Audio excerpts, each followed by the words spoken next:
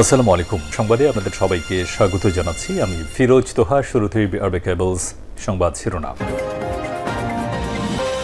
জানিয়ে দেব এই মুহূর্তে হাতে পাওয়া সর্বশেষ গুরুত্বপূর্ণ আপডেট বাংলা সংবাদ। শুরুতেই থাকছে যারা আন্দোলনে ছিল তাদের নিয়ে জাতীয় সরকার করে দেশ চালাবো। আগামী নির্বাচনে জয়ী হলে বিএনপি একা দেশ চালাবে না, এমনটা জানিয়েছেন দলের মহাসচিব মির্জা ফখরুল ইসলাম আলমগীর। তিনি বলেন, আমরা একটি জাতীয় সরকার গড়ে তুলব, যারা আমাদের সঙ্গে আন্দোলনে ছিল তাদের নিয়ে দেশ চালাবো। তাহলে সমস্যাটা কোথায়, সন্দেহটা কোথায়? সন্দেহ কিন্তু আপনাদের উপরে আসতে শুরু করেছে। এবারে জানাবো, শেখ হাসিনা পালানোর পর দেশে বড় পরিবর্তন ঘটেছে। বিএনপির স্থায়ী কমিটির সদস্য আমির খসরু মাহমুদ চৌধুরী বলেছেন, শেখ হাসিনা দেশ থেকে পালানোর পরে বাংলাদেশের সবার মনোজগতে, আমাদের সবার মনোজগতে একটা বড় পরিবর্তন ঘটেছে। এই পরিবর্তন আমাদের ধারণ করতে হবে। জানাবো, ডক্টর ইউনূসের মামলা প্রত্যাহার হলে তারেকের হবে না কেন আব্দুস সালাম। শেখ হাসিনা সরকারের আমলে তারেক রহমান সহ বিএনপি নেতাকর্মীদের বিরুদ্ধে করা মামলা প্রত্যাহারের দাবিতে অন্তর্বর্তী সরকারকে উদ্দেশ্য করে বিএনপির চেয়ারপারসনের উপদেষ্টা আব্দুস সালাম বলেছেন, প্রধান উপদেষ্টা ডক্টর ইউনূসের বিরুদ্ধে করা সব মামলা প্রত্যাহার হলে তারেক রহমানের বিরুদ্ধে থাকা সব মামলা প্রত্যাহার হবে না কেন? এদিকে হাইকোর্টের ৩ বিচারপতির পদত্যাগ। সুপ্রিম কোর্টের হাইকোর্ট বিভাগের ৩ বিচারপতি পদত্যাগ করেছেন। মঙ্গলবার আইন বিচার বিভাগ থেকে জারিকৃত এক প্রজ্ঞাপনে এ তথ্য জানানো হয়। পদত্যাগ করা ওই ৩ বিচারপতি হলেন বিচারপতি সালমা মাসুদ চৌধুরী, বিচারপতি কাজী রেজাউল হক, বিচারপতি এ.কে.এম. জহিরুল হক। এবারে থাকছে, মসজিদের পুকুর দখল করলেন আওয়ামী লীগ নেতা, প্রতিবাদে মানববন্ধন। সিরাজগঞ্জের তাড়াশে আওয়ামী লীগ নেতার বিরুদ্ধে মসজিদের পুকুর দখলের অভিযোগ তুলে এলাকাবাসী মানববন্ধন করেছেন। মঙ্গলবার দুপুরে দেশিগ্রাম ইউনিয়নের জন্তিহার দক্ষিণপাড়া জামে মসজিদের সামনের পুকুর পাড়ে এ মানববন্ধন অনুষ্ঠিত হয়। মানববন্ধনে শতাধিক নারী পুরুষ অংশগ্রহণ করেন। এবং সর্বশেষ জানাবো আন্তর্জাতিক সংবাদ। এবার পারমাণবিক হামলার অনুমতি দিলেন পুতিন। চলমান রাশিয়া ইউক্রেন যুদ্ধে রুশ সেনাবাহিনীকে পরমাণু অস্ত্র ব্যবহারের অনুমতি দিয়েছেন রাশিয়ার প্রেসিডেন্ট ভ্লাদিমির পুতিন। মঙ্গলবার এ সংক্রান্ত একটি ডিক্রিতে স্বাক্ষর করেছেন তিনি। মনে করা হচ্ছে, ইউক্রেনকে রাশিয়ার ভূখণ্ডের গভীরে যুক্তরাষ্ট্রের ক্ষেপণাস্ত্র দিয়ে হামলার অনুমতির জবাব দিতেই এ পদক্ষেপ নিয়েছে পুতিন। এতক্ষণ শিরোনাম শুনছিলেন, এবার বিস্তারিত। প্রিয় দর্শক, আপনি যদি এই চ্যানেলে নতুন হয়ে থাকেন, ভিডিওটি দেখতে দেখতে চ্যানেলটি সাবস্ক্রাইব করে আমাদের সঙ্গে থাকুন। আর এই ভিডিও সম্পর্কে আপনি আপনার মূল্যবান মতামতটি কমেন্ট বক্সে জানিয়ে দিন।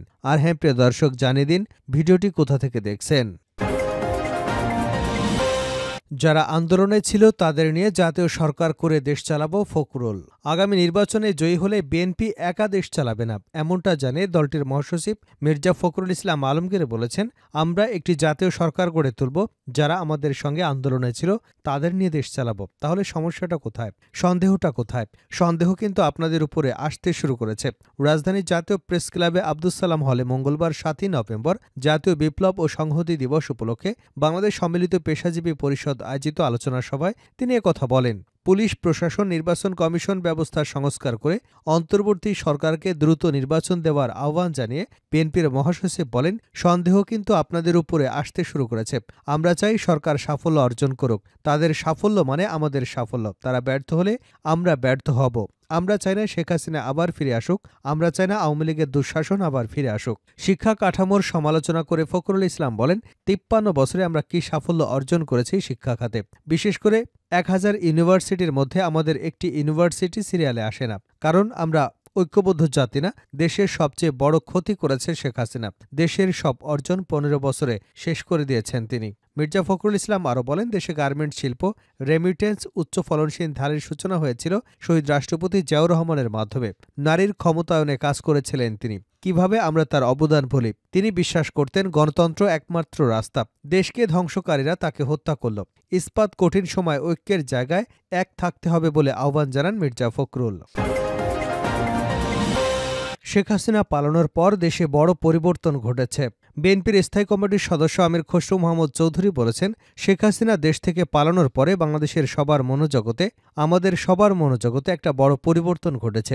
এই পরিবর্তন আমাদের ধারণ করতে হবে। বিকেলে লালমনিরহাট জেলা বিএনপি আয়োজিত সদর উপজেলার বড়বাড়ি ইউনিয়নের বড়বাড়ি শহীদ আব্দুল কাশেম মহাবিদ্যালয় মাঠে এক আলোচনা সভায় প্রধান অতিথির বক্তব্যে তিনি এসব কথা বলেন। তিনি বলেন, আমরা যদি সুশৃঙ্খল জাতি হিসেবে পরিচ্ছন্ন রাজনীতির মাধ্যমে আমাদের সামাজিক কার্যক্রম, ক্রীড়া কার্যক্রম এবং রাজনৈতিক কার্যক্রম যদি এর প্রতিফলন ঘটাতে পারি, তাহলে যে স্বপ্নের বাংলাদেশের কথা আমরা ভাবছি সেটা আমরা করতে পারব ইনশাল্লাহ। দেশনেত্রী বেগম খালেদা জিয়া, আগামী রাষ্ট্রনায়ক তারেক রহমান, শহীদ জিয়ার স্বপ্ন বাস্তবায়ন হবে। বাংলাদেশের জাতীয়বাদী শক্তিকে এদেশের সকল দলের মানুষকে নিয়ে সম্মিলিতভাবে আমাদের কাজ করতে হবে। তিনি আরও বলেন, শহীদ জিয়ার স্বপ্নের বাংলাদেশ গড়তে সম্মিলিতভাবে এই যাত্রায় আমাদের জয়ী হতে হবে। শেখ হাসিনা স্বৈরশাসক ছিলেন, জনগণের উন্নয়নের জন্য নয়, নিজের এবং দলের ভাগ্য উন্নয়নের জন্য কাজ করেছেন, তাই তাকে জনগণ বিতাড়িত করেছে। আমির খসরু বলেন, এখন দেশে বড় পরিবর্তন এসেছে, সেটা আমাদের ধরে রাখতে হবে, তবেই আমাদের স্বপ্নের বাংলাদেশ গড়তে পারব। ইউনূসের মামলা প্রত্যাহার হলে তারেকের হবে না কেন? আব্দুস সালাম। শেখ হাসিনা সরকারের আমলে তারেক রহমান সহ বিএনপি নেতাকর্মীদের বিরুদ্ধে করা মামলা প্রত্যাহারের দাবিতে অন্তর্বর্তী সরকারকে উদ্দেশ্য করে বিএনপি চেয়ারপারসনের উপদেষ্টা আব্দুস সালাম বলেছেন, প্রধান উপদেষ্টা ড. ইউনূসের বিরুদ্ধে করা সব মামলা প্রত্যাহার হলে তারেক রহমানের বিরুদ্ধে থাকা সব মামলা প্রত্যাহার করা হবে না কেন? মঙ্গলবার রাজশাহী নগরীর রানীবাজার মোড়ে বিপ্লব ও সংহতি দিবস উপলক্ষে মহানগর ও জেলা বিএনপি আয়োজিত সমাবেশে প্রধান অতিথির বক্তব্যে এসব কথা বলেন তিনি। আব্দুস সালাম আরও বলেন, রাষ্ট্রের সংস্কার করতে চাইলে আগে উপদেষ্টা পরিষদের সংস্কার করতে হবে। যাকে ইচ্ছা তাকে উপদেষ্টা বানাবেন, তা হবে না। এসব করার জন্য জনগণ আপনাদের ক্ষমতায় বসায়নি। দ্রুত নির্বাচনী রোডম্যাপ ঘোষণা করবার আহ্বান জানিয়ে আব্দুস সালাম বলেন, একটি সুষ্ঠু নির্বাচন ছাড়া দেশের শান্তি শৃঙ্খলা বজায় রাখা সম্ভব না, দেশে উন্নয়ন সম্ভব না। হাইকোর্টের ৩ বিচারপতির পদত্যাগ। সুপ্রিম কোর্ট বিভাগের ৩ বিচারপতি পদত্যাগ করেছেন। মঙ্গলবার আইন বিচার বিভাগ থেকে জারিকৃত এক প্রজ্ঞাপনে এ তথ্য জানানো হয়েছে। পদত্যাগ করা ৩ বিচারপতি হলেন বিচারপতি সালমা মাসুদ চৌধুরী, বিচারপতি কাজী রেজাউল হক, বিচারপতি এ.কে.এম. জহিরুল হক। প্রজ্ঞাপনে বলা হয়েছে, সংবিধানের ৯৬-৪ অনুচ্ছেদ অনুযায়ী এ ৩ জন বিচারপতি রাষ্ট্রপতির কাছে পদত্যাগ করেছেন।